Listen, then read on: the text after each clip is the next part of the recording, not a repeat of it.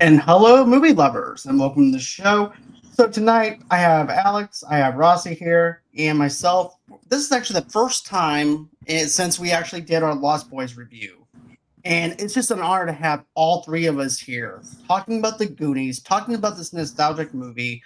I can't wait to get into it with everybody.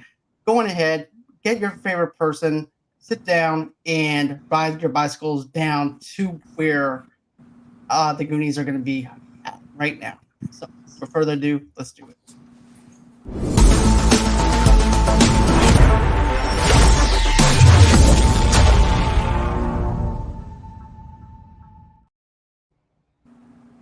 Do you remember the rough draft with the pictures that we have, our little pictures? Remember Yeah, the first one we got, guys? Remember yeah, I how rough remember that the. was?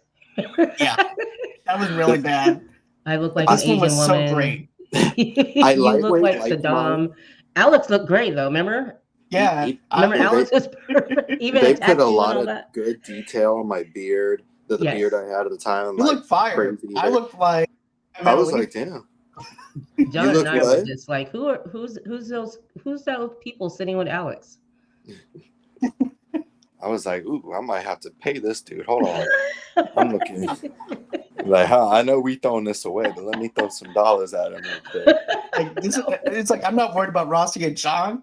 All I know is I look fire right now, and that's Hey, all that keep matters. So I'm this. just gonna crop myself out of this and just make it for my own.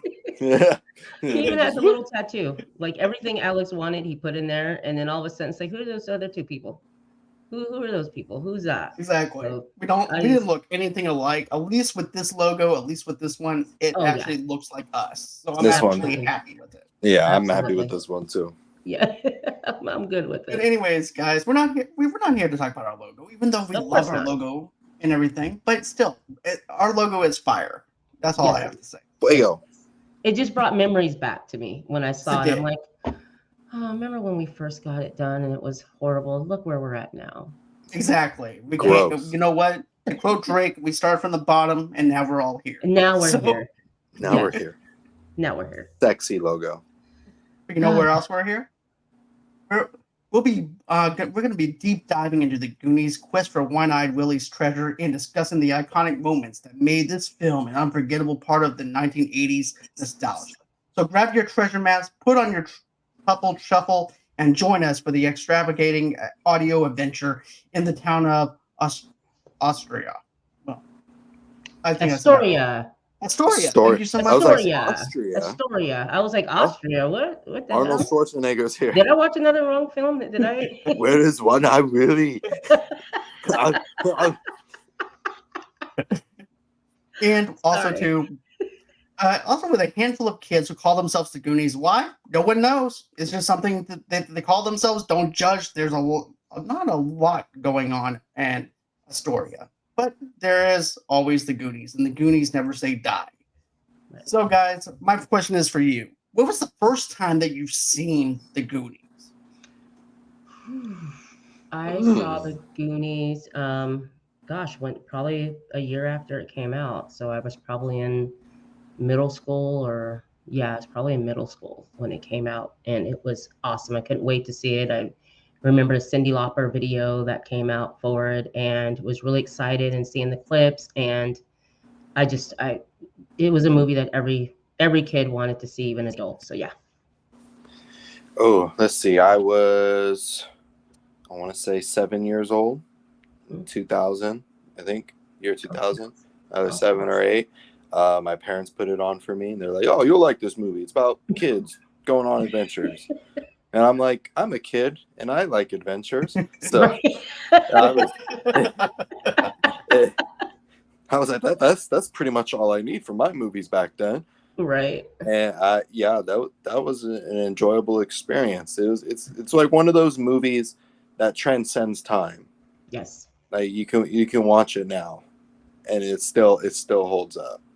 Right. Most definitely, man. Like, okay, the very first time that I got introduced to the world of the Goonies, my mom had a VHS tape. She recorded it for me on TV. She thought, hey, you know what? My son might enjoy this. And she was right. I did enjoy this. I love the whole entire treasure hunt. I love looking for One-Eyed Willy's Yes. treasure. I remember all that stuff. Yes. And also Cyndi Lauper's lovely video that I really love Yeah. all the time. Right. But there's something just nostalgic of just watching the Cyndi Lauper video and then realizing how it connects over into the Goonies and like, you know what? I'm a Goonie now. Right. Goonies did a Right. good job. Right. Yeah. Seeing the I thought it was. I love the fact that when they're in their living room and they're talking about this, what's going on, with the parents possibly losing a home, and you see all the kids together, and in the backdrop on the TV, you see the Cyndi Lauper video playing, from the Goonies movie. So I love that they did that at that time. I do want to mention that we have Sean Austin who played Mikey. We have Josh Brolin who played what is it, Brand, and Jeff Cohen played Chunk, and Corey Feldman, of course, played Mouth. Kerry Green played Andy. Martha Pittman played Steph, and Ki Hai Kwan played Data. Those are our major players, and they were great together. So great. Yeah, you They're really fantastic. thought they were friends, like for real. I only just recently realized that Sean Austin, that's Samwise Gamgee from Lord of the Rings. Yes. Like I knew it just took me a minute. It took me not a minute. It took me most of my life to connect. Like, oh, wait a minute. Oh, that's Sam. Right. Good old Sam.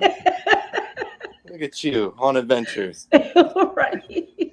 it took me a while though too for that one, but it even took me longer to realize Bran is the same guy who played.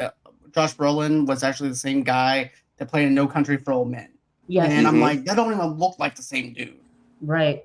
Be honest. Or that even Chunk, grew up to be like this handsome or young man, Jeff Cohen. Like you don't know that it's him, until you see the names and you're like, oh my gosh, that's the kid from the Goonies. But everyone went off and did something great. But them at that time,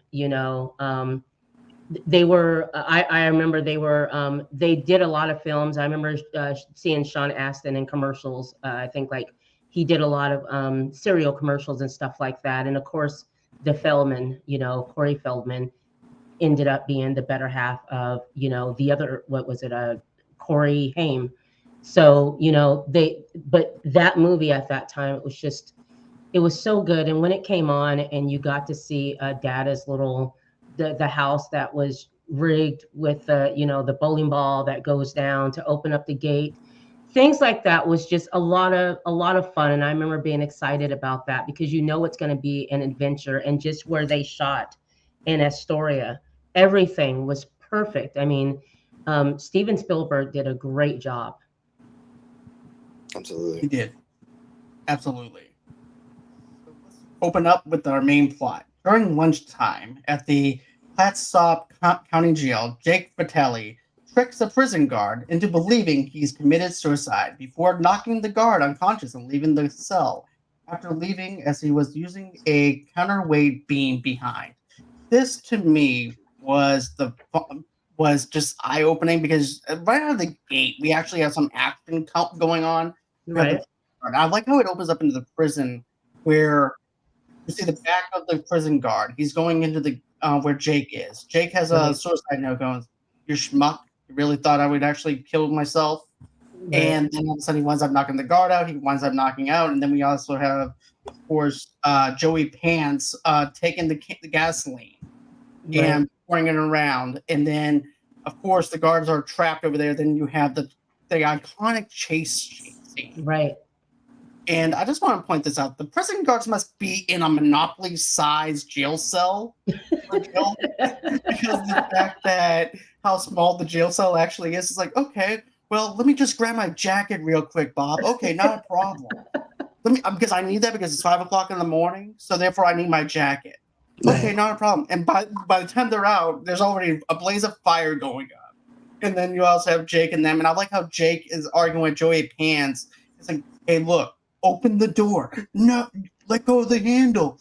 And they're having that back and forth banter. That was just hilarious. Right.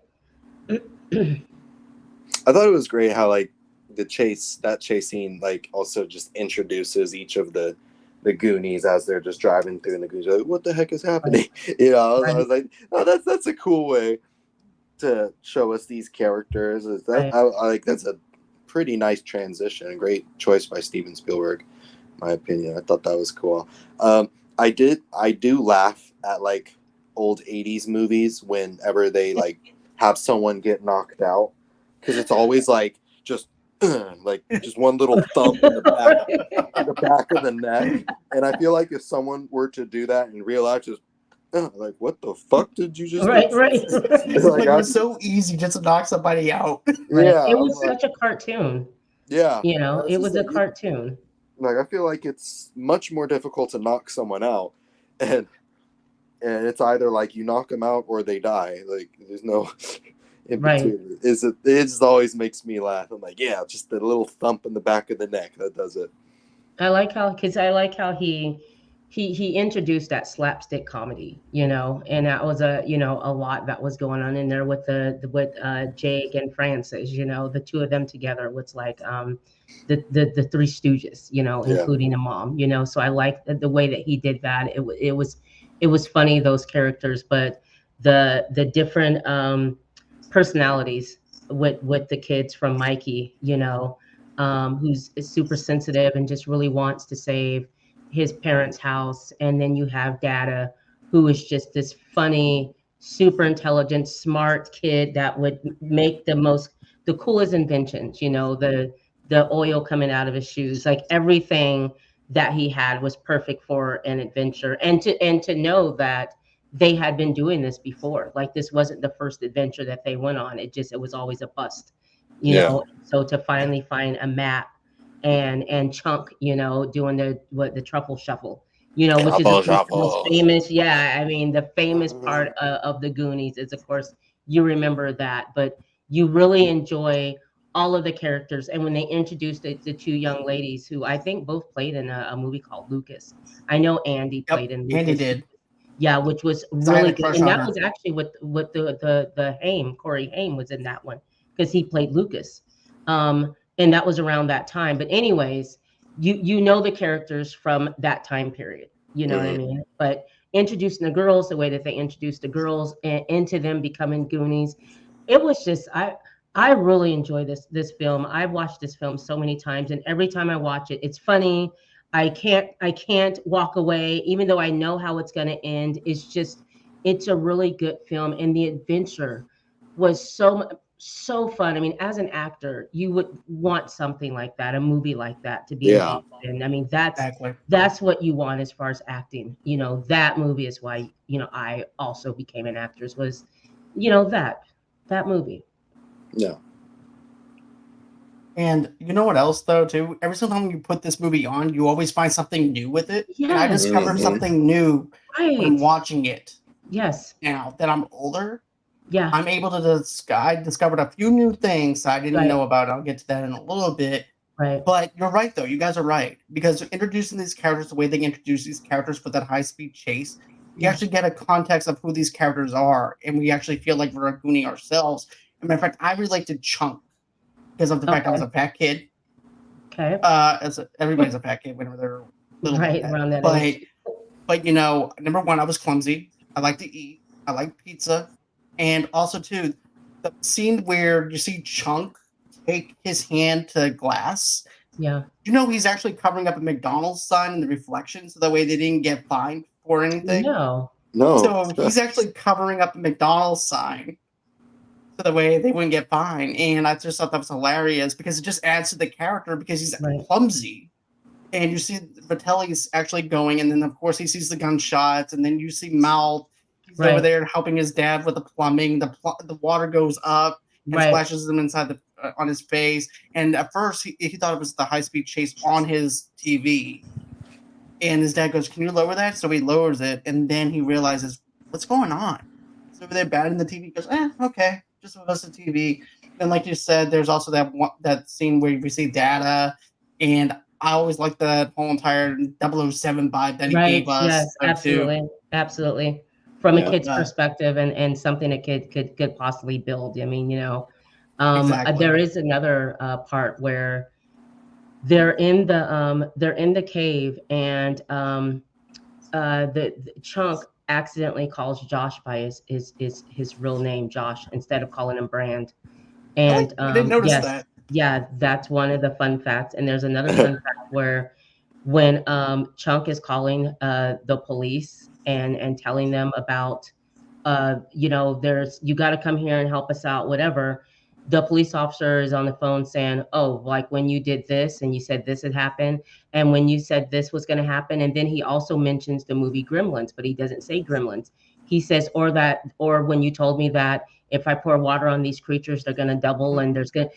I never caught that. Me either. That's some Every of the other new time things I was mentioning. Yeah, I never caught it until this time, and I remember pausing it and rewinding. And I'm like, oh my gosh, how funny! They're talking about the Gremlins. So that was another Easter egg, and there's a lot of Easter eggs in this film. Like you talked about, John, with whatever you brought up that I can't remember right now. But anyways, yeah. With the Chunk covering up the McDonald's logo. The McDonald's, yes, that him calling Josh instead of Brand. Not catching that. The TV guy referring to the Gremlins and some other stuff that we'll get into later. Yeah, with the sheriff. Yeah. Prank call. Yeah. Yeah. We'll get into that in a minute. In a few. But yeah, them facing foreclosure of their homes in the Goondocks area of Astoria. Through expanding country club, Mikey Walsh tries to indulging himself into preferring the move as his older brother, Brand Walsh.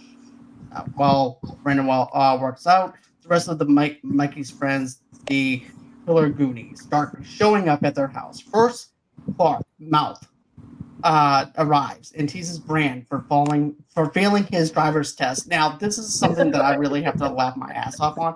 Hey, Mikey, what's going on? Right. Kind of sounds like Raphael from Teenage Mutant Ninja Turtles. Hey, Mikey, what's going on? Right. I can picture the voice. I just can't do it. I want to do it, and I'm so sad. And then I also like how he goes, well, we would have had a great summer if it wasn't for your brother over here failing his test. Then I guess you can see where Brand winds up trying to hit him, and then I like how quickly Mouth actually ducks to avoid the hit. That was actually funny. So the introduction of Mouth, he's the first one to show up on the side door. I like how every single one of these characters have their own way of coming into the house. Yes. Yeah. But I'll let you guys talk about how the other characters come into the house. Let's see. Well, we know that Chunk comes in with the truffle shuffle, and we know that Data was already there. I don't remember how he comes in, but Data. Go ahead. Data actually glides. Glides in. Remember, he has like the Mission Impossible 007 music, and he glides into the house from the side, from another direction. Right. So everybody has their own entrances, and then. And I would kick that out the house. I'm like, hell, what are you doing too much? Walk you making a damn mess in my house. We can't have this every day with you. The house. What's the deal? The house kind of reminds me of remember Pippi Longstocking back in the remember that her house was, they kind of did her house like the Goonies house, where it was a bunch of traps and just a way to get into the front yard, and it was kind of like that as well, and that reminded me of the whole Pippi Longstocking house. But I didn't think about that. Yeah, it really does. But I do like the plot of basically mom and dad and other neighbors in that area are getting ready to lose their house and be foreclosed on, because obviously they want to build this golf course and this country club and all that. And how it really affects Mikey, how Mikey wants to keep them all together, and Goonies never die, just them being the Goonies and finding that treasure map, and them making fun of him about we're not going to do this again. It is what it is, and his focus is no, this map is real, and we got to figure this out, because they're all about to lose their homes within days or a week or so. So yeah, I like the excitement of this adventure and what they're getting ready to do. Me too. It's setting the tone for what we're in store for with that Goonies adventure. Yes. And Also, too, the other thing I want to mention is this. I like how Chunk does the shuffle, but also, too, it seems like a little bit of an inside joke, right? Because Right. everybody is there. Dad is actually the last one to arrive. Okay. But it seemed like, okay, well, Melt did it. And so did, so that must be the way that I have to enter too. So he does the shuffle. It must be an inside joke between the Goonies. And I like how they have the gate rigged up where the bowling ball opens and then he's allowed to enter. But as as they're all there now, I like how the mother comes into the house for Rosalita. And I don't know why. I just now noticed this. But why does Mikey's mom hire a maid when they are going to be tearing down the house the next day? She said, "Yeah, I want the house to be." Yeah. I never That's really. true. I never thought about that. Why would she do that? Why do you have a maid if your house is about to be foreclosed? Right. Wouldn't you cut back? Demolished. Yeah. Demolished. I never even hit me. Yeah, because Went she said, over "I my want head. the house to be nice." Whenever they demolish it, I'm like, "What?" I'm like, "What?" Right. Yeah, like must be hooking homegirl up with some work, I guess. I guess so. I guess so. But so the mom coming in, you guys made a mess, all this stuff, and the brother who she calls Mikey, and he's like, "Mom, it's Bran," letting him know he's responsible for the kids. She's got things to do, and Bran wasn't going to let them, leave. He didn't want to be grounded. He just failed his driver's test, so he's not trying to spend, whatever time of year it is in the house, not the summertime, it's the fall time, winter time. But anyways, they tie him up in that chair. And, and I thought looking at it now, but just, he could have got out of it. But, that's the, to me, I don't think he could have. You don't think he could have got out of it? Not with that, because it kind of wraps around. It's like a steel kind of thing. It's not like the stretchy cords like we have in today. Okay. It was one of those. I could say yeah, but with that, it was totally different. Okay. I don't think that's just me thinking. Well, I thought it was funny that they used that to tie him up, Me too. and then go get on their bikes and go on their adventure, So, and him finally getting out of that, and the flatten his brand new tires that he worked very hard to get on his bike, and takes a little girl off her bike and gets on the bike. Yeah, that's right. Him, the little girl. He's like, get your ass took that off little this girl bike. to bike with the training wheels on it. And he's getting it. Like he was getting hauling. it. Right? He was getting at it. I mean, I totally get it. I totally get it. I would be hot if a bunch of little kids tied me up in a chair and it was just like, all right, we're gonna go put ourselves in danger now. You're responsible for this if we die. Best believe we're gonna save the neighborhood, so yeah. But another thing though too that just to rewind back a little bit with Rosalita, with Mouth, and then also too when Chunk and them break the statue inside the house. Yeah. Okay, so I like how you have several things going on at one time. You have Mouth going upstairs talking to Rosalita. The marijuana goes into the top drawer. Right. Cocaine and speed in the second. The heroin in the second drawer. Always separate the drugs. Because the attic, never go up there. It's filled with Mr. Wallach's sexual torture devices. Right. And then if you have a bad job, you'll be locked up with the cockroaches for 2 weeks. For 2 weeks without food or water. Right. And then after that, you have downstairs where Mikey and all them are goofing off, and Chunk accidentally knocks over the mother's favorite statue, which happens to be a naked Greek god. That's how I actually put it, like a Greek god statue. Right. And the penis breaks off of it. And he goes, "My mom's favorite piece." And I like how Mouth about this before he goes up with Rosalita, but he goes, "Well, you wouldn't be here if it wasn't." Right. I liked his character. He was really funny, and only Corey Feldman could play that part. I mean, because Corey Feldman was just a different type of actor and a different type of kid. Obviously, Stand By Me. So You know, he was cast for that part, and he's really funny. So yeah, I like Mouth.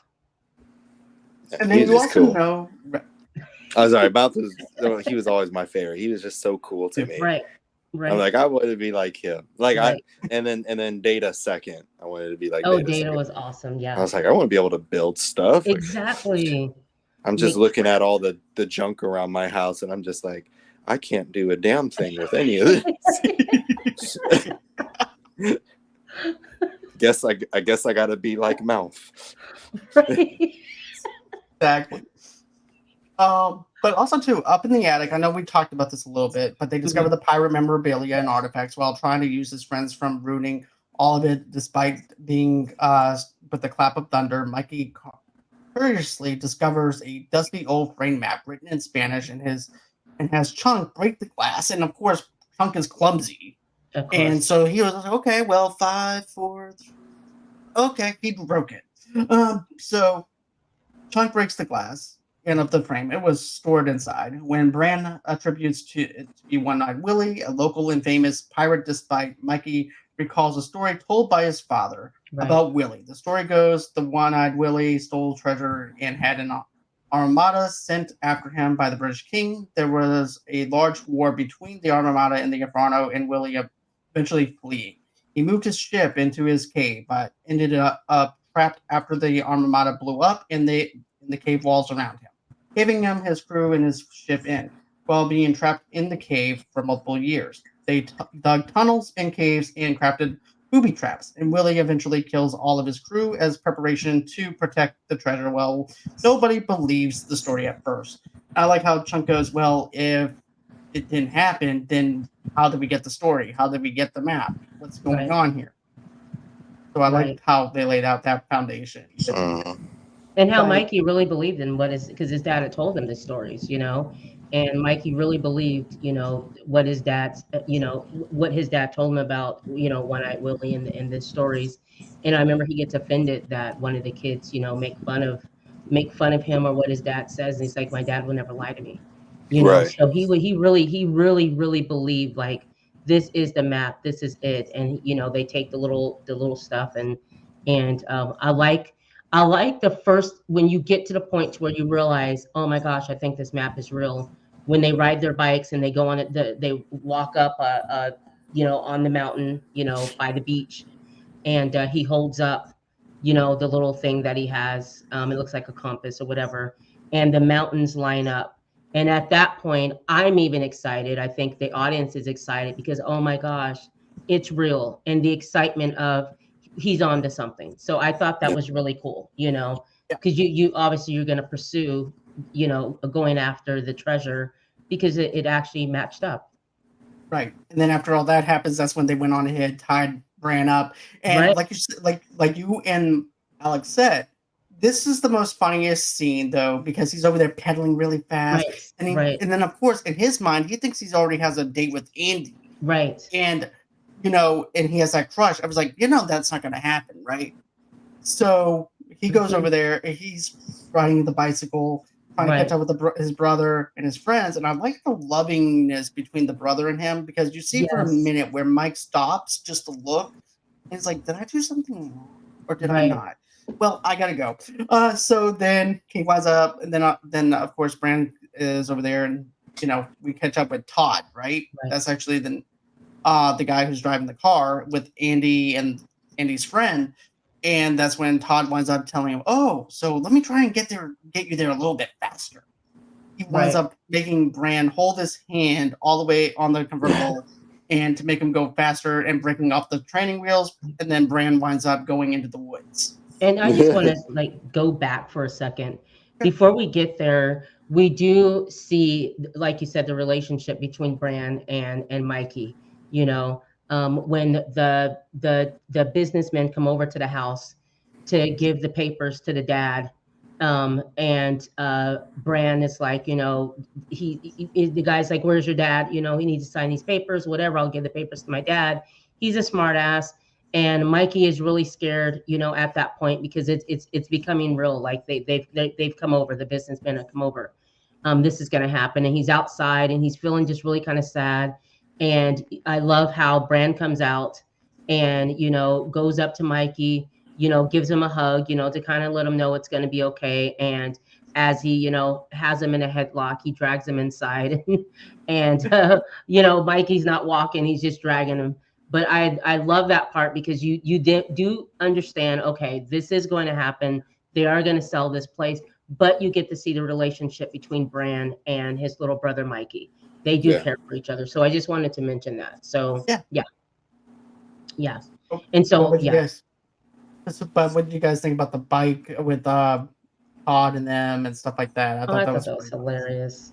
That was I funny. thought that's hilarious. This movie's just so enjoyable. I was just like, I'm just smiling the whole time. I was like, Right. gosh dang it. Like every scene, I was just like, this is great.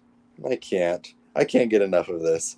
Right. Yeah. You just, I'm like, I'm glued to the TV, and I've seen this like a month or so ago. I've seen the same movie, and I'm glued, just really into it and wanting to see what happens next again and remembering, your favorite part. But I love how they introduced the Fratellis, Mama Fratelli and her two boys. Again, you saw them, the two guys in the beginning of the film with the gel escape or whatever, but then the boys just kind of come upon something that they weren't expecting to come upon, and that's when they hit that restaurant. And as you said, Chunk is covering up whatever it is. I don't know if that's the part where he's in that garage and seeing the bullet holes in the car. And because we know that from where the map is showing us, it has to be at that restaurant. Yeah. Yep. That is a summer spot, not a place where people are at during the fall time. So it's kind of odd that they see 2 or 3 people going into that restaurant. Exactly. And I like how they're using the doubloon to basically track down where everything is. And it happens to be they looked at the rocks and then they go over to see the restaurant is. Like, well, that's kind of odd. There's cars there. It's supposed to be a summer resort. This is not the summertime. What's up with that? Right. I'm like, let's go in anyways. And then Chunk's the only reasonable one over there. It's like, guys, I think this is a bad idea. I don't think we should do this. And so they go into the diner, and then Chunk's left behind a little bit. He goes over to where the Jeep Cherokee is. Just bullet holes. Cherokee. Jeep. Cherokee. Bullet holes. Yeah, right. And then he's hyperventilating. He goes, guys, we gotta go. Now. Just will you shut up? No, we gotta go. And the next thing you see Mama Fratelli, she's and then of course her son, Jake, and he's over there talking in Italian, and of course he winds up in the way that he actually does it. He says it in Italian, but you don't understand what he's saying. But if you actually go in through some trivia and stuff like that, basically Jake winds up saying, Mom, what the fuck are you doing? Because she goes, because these kids, they don't belong here. You need to get them rid of them. They're customers. And so anyway, she winds up sending them down, and she looks so frightening, and she would scare the hell out of me. Yeah. I'm gonna be honest. Mom scared me. She was Throw Mama from the Train. I remember seeing that movie, and she played basically the same part, and she's always been. Her name is Anne Ramsey. Anyway, she's always been scary like that, just frightening. And so when she shows up behind the boys and she's standing there with them, and Chunk is, basically pissing himself, she's frightening. Her voice, she's just a frightening figure. So I love that they cast her in this film as Mama Fratelli. Mm-hmm. She was perfect for this role. Oh, absolutely. Absolutely. So they go there. She brings them out the water. I really thought they were going to drink that, whatever it was. I'm like, that iced tea that they have them, That doesn't even look like iced tea, Rossi. I'm from the South. That looks like polluted water. Just giving them. And then Mikey's like, I got to use the bathroom. To the right. The bathroom's on the right. Okay. And then I like how Mouth is over, hey, Mikey, you got to use the bathroom? And he's taking the water. Yeah, right. And pouring it into the glass. Right. And then, well, that's happening. He goes down to the basement. He winds up going past the bathroom because he hears a little bit of a clatter, and it happens to be Sloth, but we don't know that's Sloth yet. Right. But he hears Jake actually singing in Italian, which is the Right. most horrifying thing if you're a kid watching this for the first time. This is Right. Texas Chainsaw Massacre kind of thing, where Yeah. somebody's living in And the that- basement. Right. And I like how, all of a sudden you see Jake, he winds up leaving to go back upstairs, and then you have Mike, who is actually ducked down to where nobody could see him, Right. and he's trying to give Sloth something to His eat food, because yeah. I'm hungry. Right. And then that's, of course, where he's basically panics, and then he runs out. Right. And just a side note, like Sloth is actually played by John Matuzak, who was like a football player. He played for the Bears. He was That's like right. 1970. He was like first overall pick in 1973. So he's a big guy, but that's who plays Sloth, and I thought he did a great job. And I thought even the makeup at that time, for Sloth's face was really cool. It was scary as hell when you first see him. And he, just to see behind him, but then to see the eye lower and all that. And he ends up being just well, he did. He had his eyes were not right, and it was kind of scary. And his mouth and his. I feel bad. Oh, I'm like, oh, Sloth, I love you. Right, I he love was him. just a lovable character. Yeah, he was a big bear. So that's when we got introduced to Sloth. Another thing too, I like though too. Whenever we didn't mention Mouth doing this, because I want to think of Alfredo, Puccini Alfredo, because Right. basically what he's doing is he's just basically reciprocating what he heard Yes. the other guy do. So I'm just going to blend in just like he does and Yes. just talk the way he does. Right. Yeah. So I like how he does that, and he goes, "We only serve tongue. Do you like tongue?" Like, Right. She So winds that- up taking out a switchblade. Oh my gosh, right. And so what they end up leaving. I think they yeah, what happened? Didn't they? Yeah, they end up staying there because they went further into the restaurant a little bit later. And Yeah, they wind up leaving. Yeah, okay. Because They the do brother wind up came leaving. and showed up with Andy and her friend. Yeah, because if you remember though, Mikey runs up the stairs whenever he sees Sloth.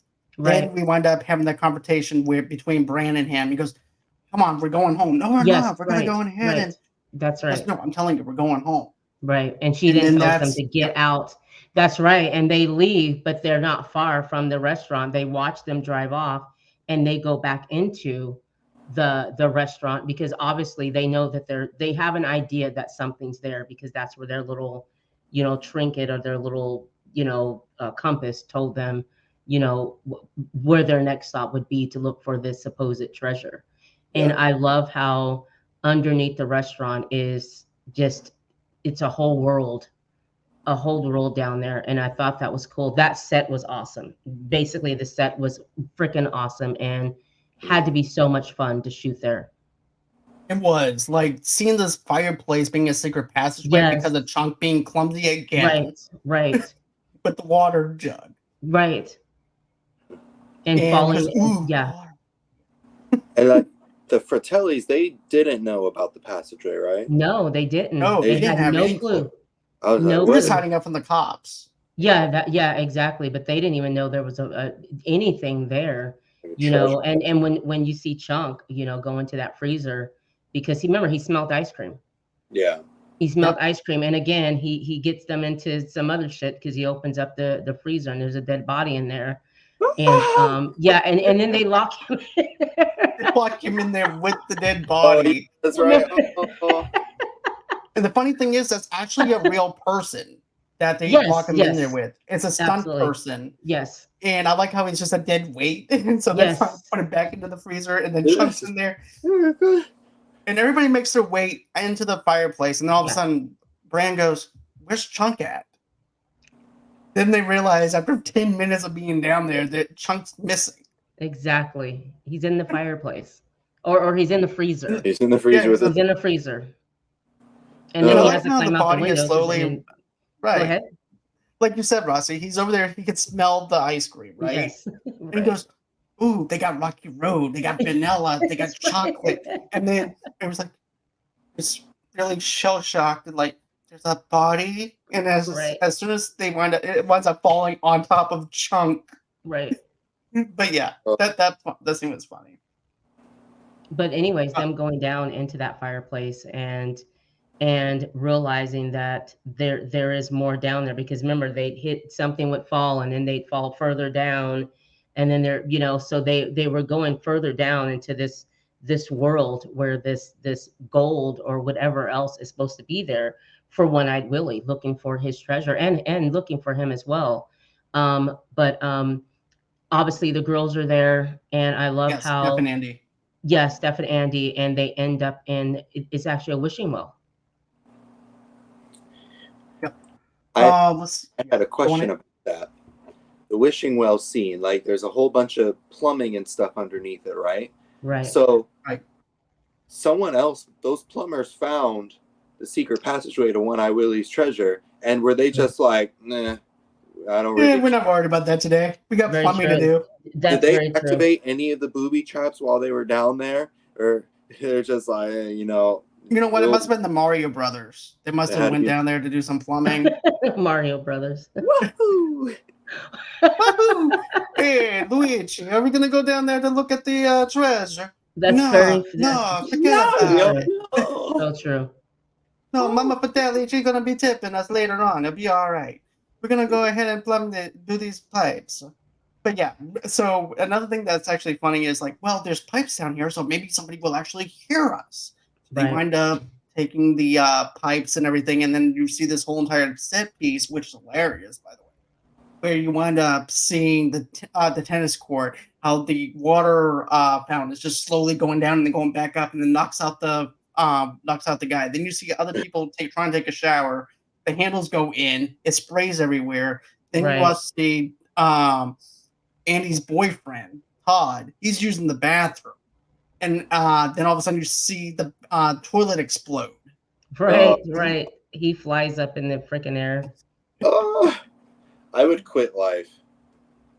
I would quit life if like a toilet that I was using just blew up and I went flying. That, yeah. That scene was hilarious. But like anytime a toilet explodes, that's always like the worst thing for me to imagine. I was like, I kind of, even though that dude's a jerk and he deserves it, I also kind of felt for it. Also, too, another thing that I want to mention is the fact that, there's this one part where, you wind up seeing this one part, Alex. Remember where Chunk is supposed to be looking for the cops? Yeah. So I like how he goes, "Oh, I love nature. I love nature." And because I hate the spiders, though. And that is so me because I hate spiders. But if he would have gotten up there sooner, he wouldn't have run into the brother. Yeah. That part always scared me as a kid. When the dude just like the light turns on and then as the day he just starts singing and all of a sudden the other brother just grabs him. I was like, that was like being kidnapped was like my biggest fear as a kid. So that scene always absolutely terrified me. Or whatever he was saying. Especially the guy singing an opera. Right, right. And Mamma Mia, come on, that would actually scare the hell out of me, to be honest with you. And then also too, it being dark, Right. Yep. So that would actually scare me though too. And like I said, that would scare me. And then you also have the other brother trying to put him into the back of the truck to take him back over to the Fratelli's hideout. And I like how also too Chung goes, and I can identify all of them and everything. Hey, mister, I'm over here. All my friends are in the Fratelli's has them. And guess what? I can actually identify every single one of them. And then all of a sudden you said like, I don't know anything. And then, of course, you hear the opera music coming on.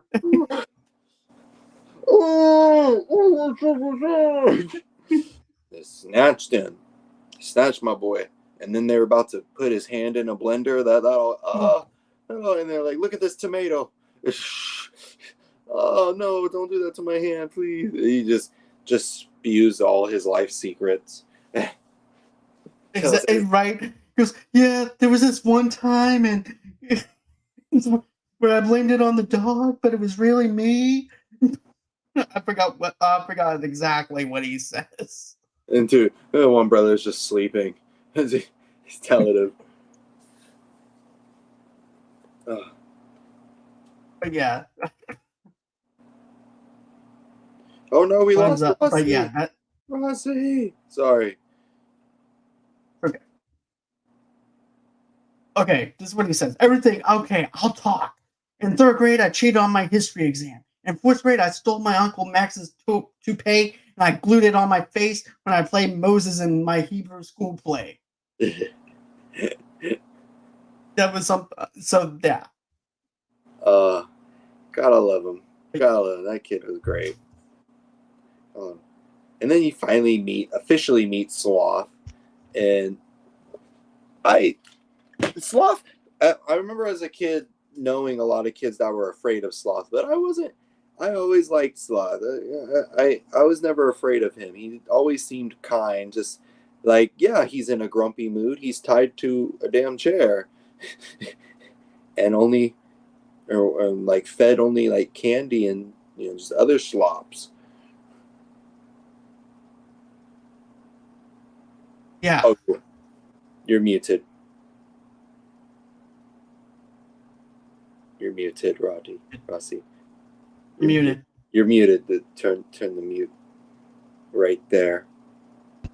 Oh my gosh, so sorry. There you My go. camera went out and then I had issues, so I've been plugging in and out. So sorry, guys.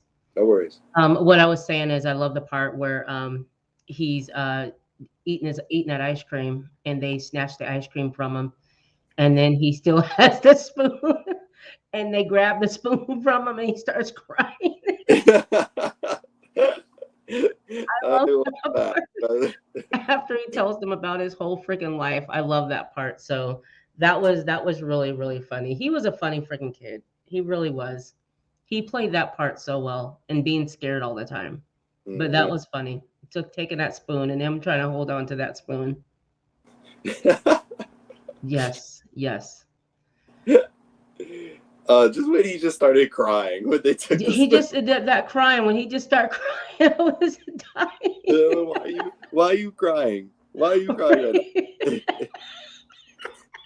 I was like, he really wants that ice cream. And my thing also is, how long has that ice cream been in that freezer? Right? I'm like, yes. I mean, if it's in the freezer, it doesn't really go bad, but it does you would get think like it'd be chippy. like, yeah. And they were eating it like it was creamy. Yeah. Just something I was just, wondering about. For that alone, this movie gets an F rating from me. Absolutely. I'm done with it. I'm absolutely done with it. How dare they have old ice cream in the film? Unbelievable. Old I know. ice cream. Of all things I could focus on, freaking ice cream. That's just worse. Totally disconnected me from the world, pulled me out of the fantasy of the movie. 0 out of 10. Ice cream. I really was concerned about the ice cream. Don't even tell us what kind of ice cream it was. Goodness. Right. Yeah, when he looks at all the flavors, the other notice I did, okay, we already got through all that. Mm-hmm.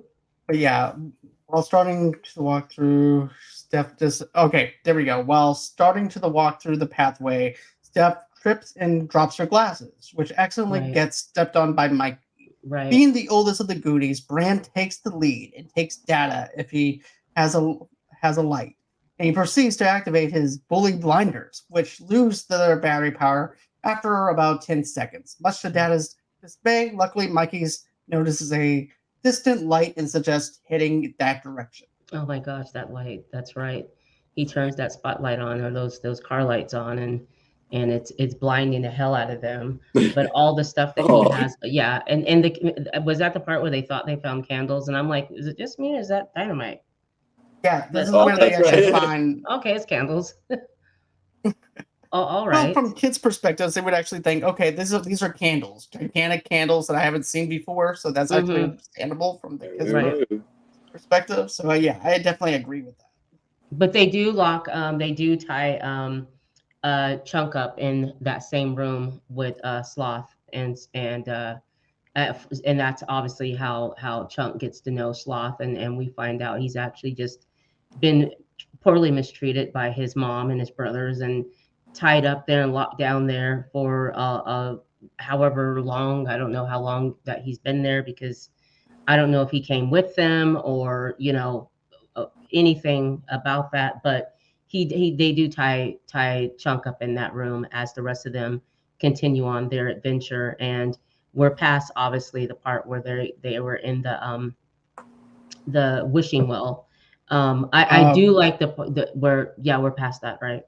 No, we're actually Okay, before that. are we before that? Okay. Yeah, Well, they stumble because into the wishing well. yeah, this is actually before the wishing well and everything. Okay. The pipes and all that stuff. That was actually Yep. before the wishing well. Okay. Yeah. Well, was they a little stumble into the wishing well, seeing all that clear, clean water and quarters and nickels and dimes, and then they realize, oh my gosh, this is we're in the wishing well. This is it. And you have poor Mouth, who's just gonna take everyone's wishes away and put them in his pocket. And you have Steph, is it, that kind of does a speech and lets them know, you can't steal people wishes. You can't just do that. And Mouth is like, I don't care. They don't care about me. I don't care about them. I'm taking their wishes. I'm sorry, Steph. Are you broke? Our house. You know what though? Todd is the biggest douche though. About to be foreclosed, Steph. Do you think I give a damn about someone? People's wishes. Right, exactly. So forget your feelings. Right. I'm about to be homeless, my guy. I won't take these quarters. Right. Yeah, I love that part in the speech, but I love how he's like, nah, I'm taking their wishes and I'm taking mine too. So I thought that was really funny. But the fact that they're in a wishing well and stupid Todd is up there, and I thought that was funny too, how he's up there with his boys and laughing about things that he didn't do with Andy, but wants to do with Andy, and then hears Andy's voice, but he tosses that quarter back, and I love how the quarter comes right back to him, and they realize it's a half dollar. A half dollar. Like, what the hell? Yeah. So basically, we just threw $1.49 down there just to get it back. Yes. No wish for him. So I thought that was funny, and Andy, losing her mind because she's all upset. I should have just let him, have the mirror down so he can look down my shirt. I should have just let him do that. Now I'm in some cave somewhere. I don't know if I'm gonna get out of here. And so she's regretting her choice of being upset at what her guy friend was doing, and kind of just losing it a little bit and wanting for Todd to rescue her and her go up and get out of that well, because they don't know how they're gonna get out of there. And they're basically telling them, we got to do this. Mikey's like, no, we came too far, because they got further than the one guy who actually got stuck down there. Yeah. So they came pretty far, and I love his speech to them about, this is our time down here, and we need to help our parents out and continue on our journey. Exactly. And yeah, I definitely liked it. I definitely liked how, basically Mikey's trying to explain to him, look, we made it this far. We cannot turn back now that we made it this far. Right. So now we have to go all in. Right. So then, Todd is actually basically, whenever they Andy winds up sending her cheerleading sweater back up there and everything, and of course that's where they realize, oh, okay, so basically, she's a Goonie now, right? Which is what everybody actually don't like, Yep. Goonies, you're a Goonie. Anyways, yeah. So she's an official Goonie, and and they continue on. They continue on, and eventually, they think they get down to another level that's further below than where they were originally at in the wishing well. and they come upon, you know, the Fratellis end up catching up with them at some point, and finding that they were down there. And because obviously, you know, Chunk had to let them know, you know, this is what we're here for, and there's a treasure. And the guys end up seeing that on his neck and taking that and end up catching up with the kids. And that's where our friend Data comes in, and everything he's invented comes in, and it's in a clutch, because they're trying to cross that little bridge area, and he uses his oil shoes where he has oil, and he hits a button, the oil comes out, and you know, they get across, and one guy slips and he falls on his balls, the other guy does that. And so I thought that was really funny, and it gets them to the next area, and then he has this like little uh, other thing that shoots up, because remember he almost lost his life. Right, And like the those little basically I want to call it like a Joker kind of teeth thing that he has, Yes, and he yes. hangs from it. Let me Yes, just say this: a grappling One-Eyed hook. Willy's a douche. Because think of it like this: he's got all these people working for him. So I could just imagine like he's Dark Knighting it, basically. I could just imagine his henchmen taking out each other as they're setting up Right. these traps. Right. So that way nobody else will do anything. Right. Oh, Okay, yeah. well, what did One Eye tell you to do? Well, he told me to set up these spikes here. Okay, well, what did he tell you to do? Oh, he told me to take this this rock over here and make sure whenever somebody sticks their hand in there with the doubloon, it actually catches it, and then guess what? The bowling ball binds Right. up, dropping on their head.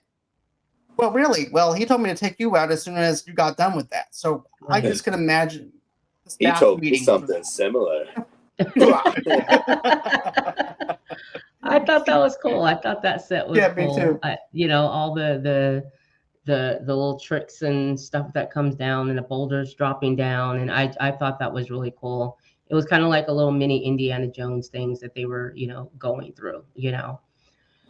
So and the traps and all that. So but when they eventually, get to the that one room where they were in, where Andy, her skills of being a pianist comes in a little handy, although they almost lose their life. But I thought that was really cool, the skeleton and playing the parts, and the freaking land is just dropping around them, and it's like, you got one more go, Andy, we cannot, like, we're gonna be flat. And she finally gets that open, and that was really cool, because by the time the Fratellis get there, they're gone. It's like they almost got him, and then they're gone, and that's where that little slapstick comedy comes in the film, because of the two brothers and just the stupid shit that they would do, you know. That almost get him. He's shooting a gun and just can't quite shoot straight, you know, almost hitting a kid but hitting a rock. So yeah, it was a lot of fun. The movie was a lot of fun. The adventure was a lot of fun. It kind of reminds me of the Adventures of the Hidden Temple thing from Nickelodeon back in those days. Oh, I remember I that remember show. that. That's right. That's what it reminds me Yes, of. that exactly. Yeah, that's a good one, John. Yeah. But you know what, though? In my notes, I actually have Indy is the worst piano player ever. But I mean, you Because- know, she wasn't good, but I mean, she's the only one that could read those notes. Yeah. Right, that's true. Kinda. But that's if there was a prop that I wanted, it would be that prop. I would actually want that prop.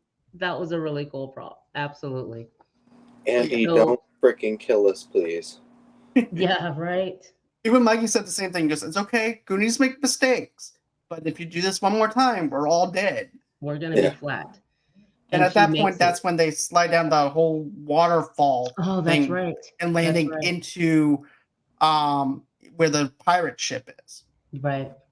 I thought that was really cool when they finally get there, and you know, you have Mikey, you know, crawling up to look inside in that room, where all the skeletons were, and where One-Eyed Willy was, and he's like, just give me a second, and he goes up there, and he's just misty-eyed, because he did it. It was true. And to see all the gold and just the jewels and all that, like, wow. And when he finally spotted One-Eyed Willy, and he's talking to him in his head, or to him about, you know, the journey and finding him, and having this moment, and the whole cast is just standing there, the rest of the kids standing there and looking at him, and his thing is, how long have you been watching me? You know, we've been here for a minute, Mikey, you know. But I thought that was cool. And then they're like loading up their, their pockets with the gold, and him making sure that you didn't take One-Eyed Willy's, gold, which we find out is really good because that too was a trap It's a as trap. well. So but I loved it. They did it. They made it there. I just hated that they left and didn't have anything with them. I was like, really? Technically, they did in a sense, and I'll get to that in a minute. Well, yeah, And I'll but tell at you, I'll tell that you. point, we don't know. Well, I'm assuming that they probably got the Coast Guard in to reel it in, and then for the kids get the credit for discovering it because Well, of the yeah, fact yeah, that's when the father winds up tearing up the papers and realizing that now that because he's also a museum worker inside that town, so how convenient, right? yes, But yes, yeah, so therefore he's able to maneuver that around to where the kids can get credit for it right, for discovering it. absolutely. So that's me giving it a subplot for something that we didn't see. Right. But I But mean, but the fact of knowing at that time in the film that when they were leaving to escape because the Fratellis had caught up to them, right, and you have Sloth that comes to the rescue at that point, but Chunk, they didn't have anything. They didn't remember they had the Vitalis took everything.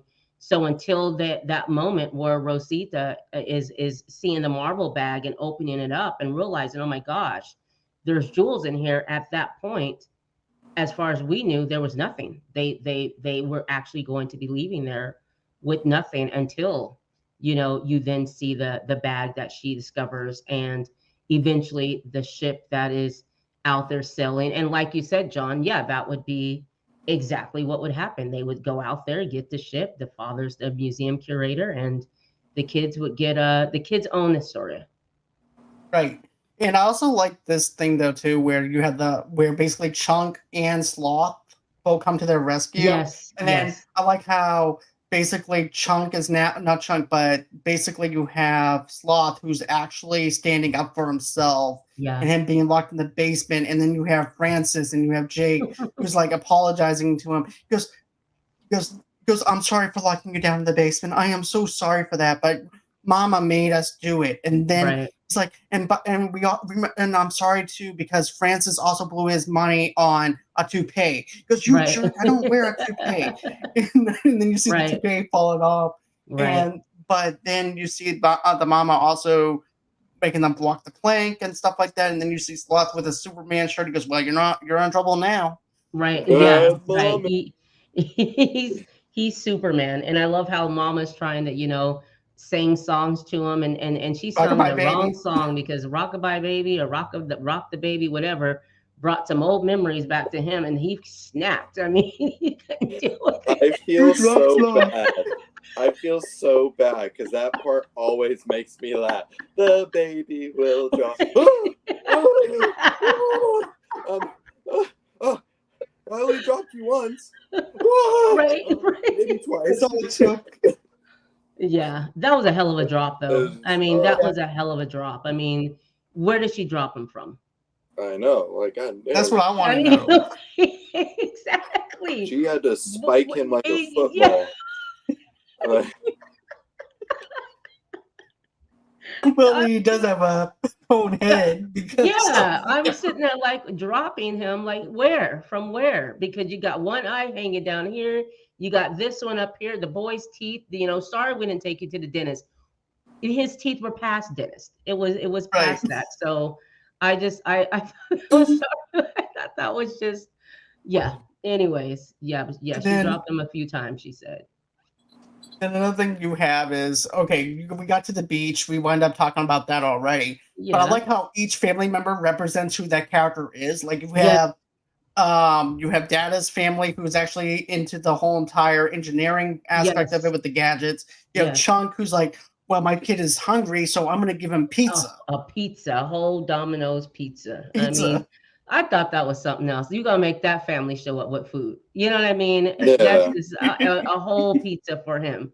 You know, right? and I laughed at that. I'm like, really? And the little sister's a little chubby, and you knew his family, even if they didn't have the pizza. You knew You who know, his that's Chunk's family was family. going to be. That You is know, choice. yeah. I have to say though, the way that they treated him with that truffle shuffle in today's world, that's bullying. Yeah. Like That's looking back, big I time was like, movie. that's pretty messed up to have him do that. Like this, Right. It is, but at the same time, it's like he doesn't know that the other kids they thought that they had to be initiated in the same way. Probably it's like, well, okay, well, this is how they did it, then I guess I have to do the same thing too. Yeah, So, it'd be nice to think that, John. Be nice to think that. He knew what was up. What's up? well, I have something funny to add to that though. In Yeah. D&D, I actually rolled a natural 9.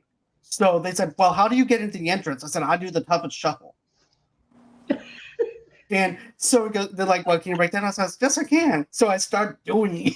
Oh my gosh, that's funny. So like, all I right, used that to get our way into whatever quest that we had to do for D&D. But that's funny. but okay, so if this was like an early 2000s film, Yes. and this is me giving a spin-off of Chunk and Sloth, Okay. I would say that they have their own cooking show. yeah, that's cute.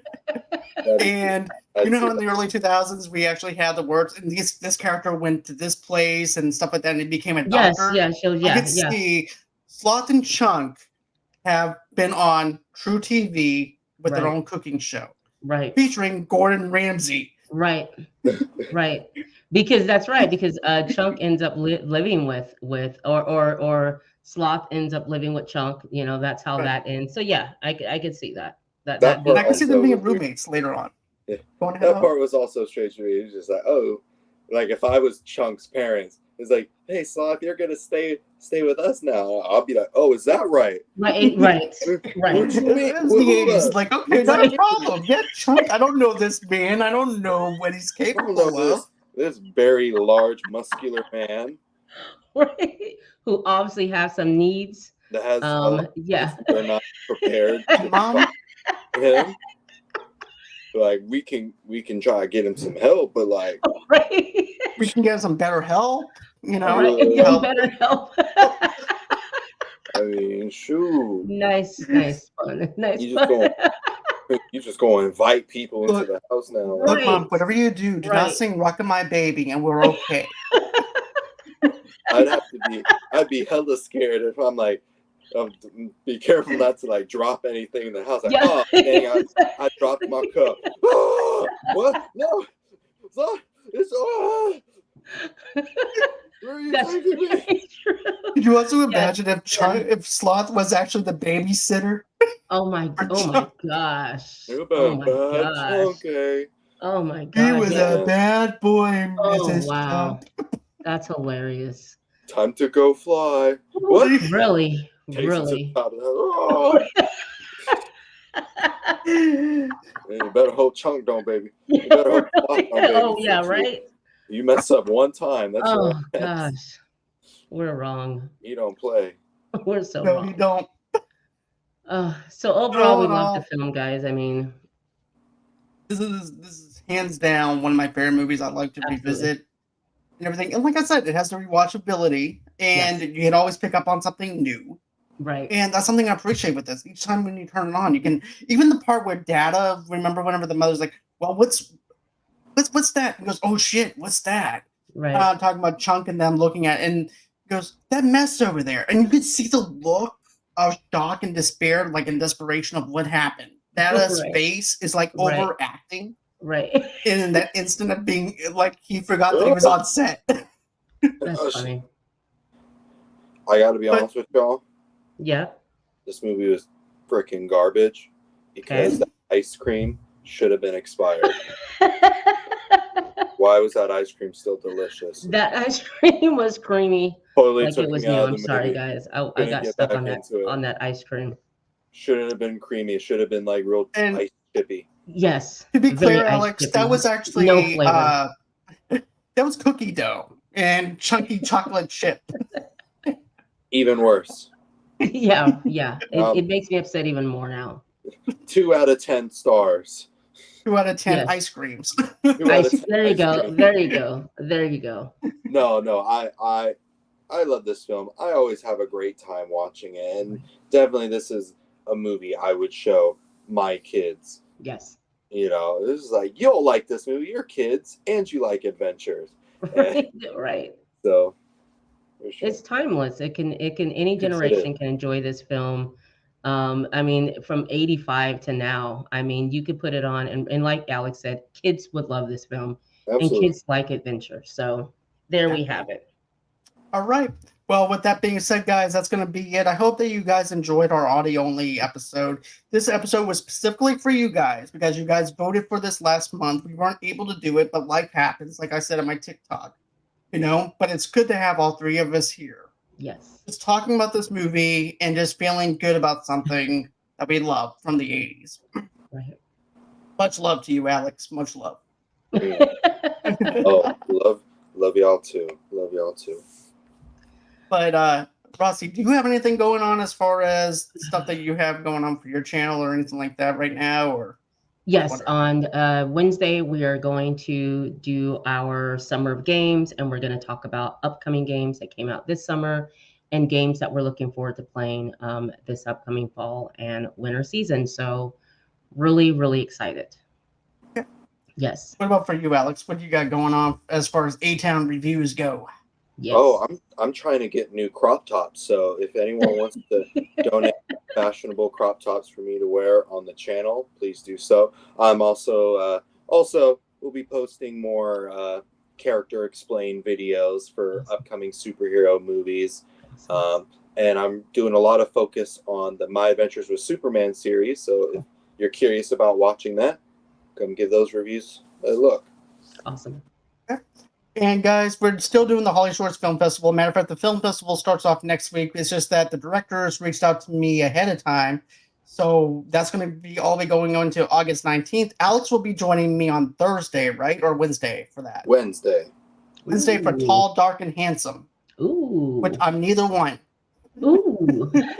No, Don, you are handsome. And you take that back right now. You stop I'm that, short, mister. white, and pasty. You're hastily handsome. Thank you. I Hastily appreciate like a that. handsome. pastry. Absolutely. You're pasty Absolutely. like a pastry. There we go. Thank you. There I you- appreciate that, Alex. there you Because go. you know what? Someone told me I was one of the whitest white people that they ever seen. No, So- they haven't traveled then. They haven't- They haven't been to Scandinavia. That's That- true. The Yes. original white. Oh God. Yeah, really. Oh, geez. Really. Ancient white. Ancient the Izzo. Okay. Anyways. Okay. But yeah. Anyways, guys, it's a pleasure to have you guys here once again. Like I said, guys, go ahead and check us out on our YouTube channel. We have shorts over there that we're doing. We're doing some trailer reactions and stuff like that. So go ahead and smash that like button, smash the subscribe button, give us a 5-star review wherever you guys get your major podcasts from. Tell us how we're doing or how we're not doing or how we suck. It doesn't matter. Just give us a 5-star review. We would really appreciate that. Please. It's But- free. Exactly. Sorry. It's free. Go on It's ahead. And one more thing I want to mention, we also have merch. So we have a merch store. Go on ahead, take a look and see what we have. I will be doing some new merch stuff coming soon. Maybe some crop tops for Alex, so that way he doesn't Yes. have to ask strangers for crop tops. Matter of fact, that might be a new GoFundMe. Strangers for crop tops. Yes. There you go. So, I like that. Strangers for crop tops. all right, guys. Well, always until next time. It's Bye, been real. guys. It's been fun. We'll catch you guys on the next one.